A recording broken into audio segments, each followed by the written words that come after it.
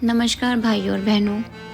दोस्तों, आज से मैं अपने चैनल पर रामायण का पाठ शुरू कर रही हूँ और ये पाठ मैं हिंदी में पढ़ूँगी। जैसा कि आप देख रहे हैं, ये इसमें संस्कृत में लिखा हुआ है, फिर हिंदी में उसका अनुवाद किया गया है। दोस्तों, आप सभी को पता है कि संस्कृत पढ़ना कितना मुश्किल है। संस्कृत भाषा में कहीं कहीं पर कोई कोई शब्द इतना कठिन आ जाता है कि वो बोलना मुश्किल हो जाता है।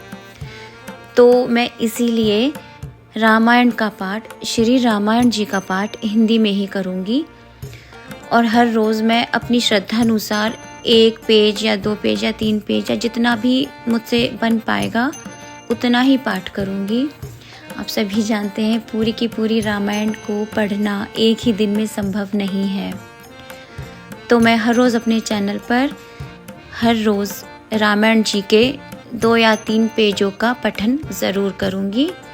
आप सभी से निवेदन है, सुनकर हमारे वीडियो को लाइक करें, शेयर करें और चैनल को सब्सक्राइब ज़रूर करें। तो चलिए पाठ शुरू करती हूँ।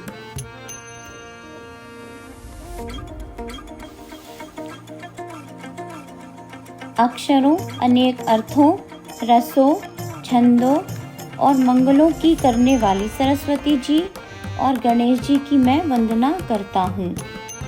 श्रद्धा और विश्वास के स्वरूप श्री भवानी जी और श्री शंकर जी की मैं वंदना करता हूँ, जिनके बिना सिद्ध लोग अपने अंतःकरण में स्थित ईश्वर को भी नहीं देख सकते। ज्ञान से परिपूर्ण नित्य शिव स्वरूप गुरुदेव की मैं वंदना करता हूँ, जिनके आश्रित होकर ही टेढ़ा चंद्रमा भी सर्वत्र वंदित होता है।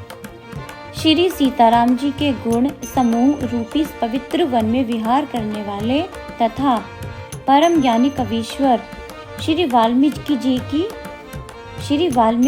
की और श्री कपीश्वर हनुमान जी की मैं वंदना करता हूँ।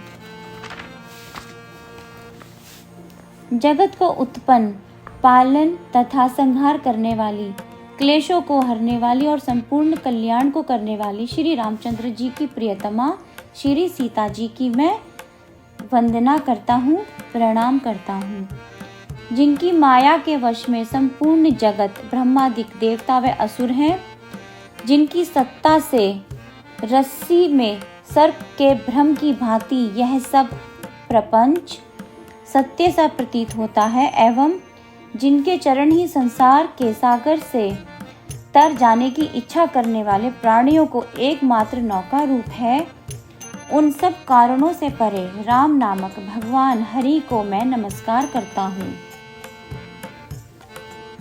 अनेक पुराण, वेद और शास्त्र से सम्मत जो रामायण में कहा है तथा कुछ अन्यत्र से भी प्राप्य श्री रघुनाथ जी की कथा को अपने अंतःकरण के सुख के लिए मैं तुलसीदास अति मनोहर भाषा प्रबंध में विस्तार से वर्णन करता हूँ।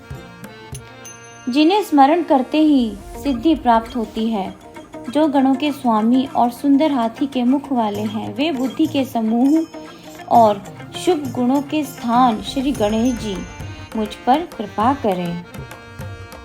जिनकी बुद्धि से गूंगा बहुत बोलने वाला हो जाता है और लंगड़ा दुर्गम पहाड़ पर चढ़ सकता है, वे कलयुग के परिपूर्ण पापों को दूर करने वाले दयालु ईश्वर मुझ पर कृपा करें। जो नील कमल के समान श्याम वर्ण और खिले हुए लाल कमल के समान नेत्रों वाले हैं तथा जो सदैव क्षीर सागर में शयन करते हैं, वे भगवान नारायण मेरे हृदय में निवास करें।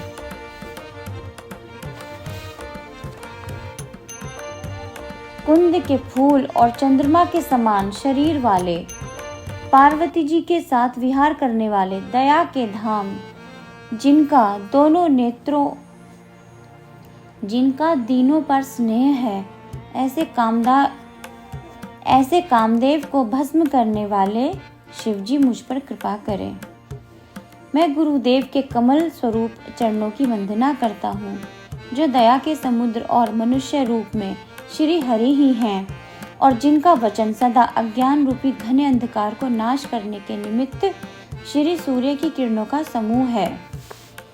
मैं गुरुदेव के चरण कमलों की वंदना करता हूँ, जो सुंदर स्वाद, सुगंध तथा अनुराग रूपी रस से पूर्ण है। वह अमृत बूटी का चूर्ण है, जिससे संपूर्ण संसार रूपी रोग के परिवार का नाश हो जाता है। वह चरण रज सुकृति रूपी शिवजी के शरीर की उज्जवल विभूति और सुंदर कल्याण व आनंद को उत्पन्न करने वाली है। भक्तजनों के मन रूपी दर्पण के मैल को हरने वाली है और धारण करने से सब गुणों को वश में कर लेती है। श्री गुरुदेव के चरणों के नखों की ज्योतिमणि समूह के प्रकाश के समान है, जिनके स्मरण करते ही हृदय में दिव्य दृष्टि हो जाती है। वह प्रकाश मोह रूपी अंधकार को दूर करने वाला है। उसके बड़े भाग्य हैं जिसके हृदय में वह आता है। उसके प्रकाश से हृदय के निर्मल दोनों नेत्र खुल जाते हैं और संसार रूपी रात्रि के दुख दोष दूर हो जाते हैं। श्री रामचंद्र जी के चरित्र रूपी मणिमाणिक्य जहाँ जिस खान में जिस प्रकार भी गुप्त और प्रकट है, वे सब सूझ पड़ते हैं।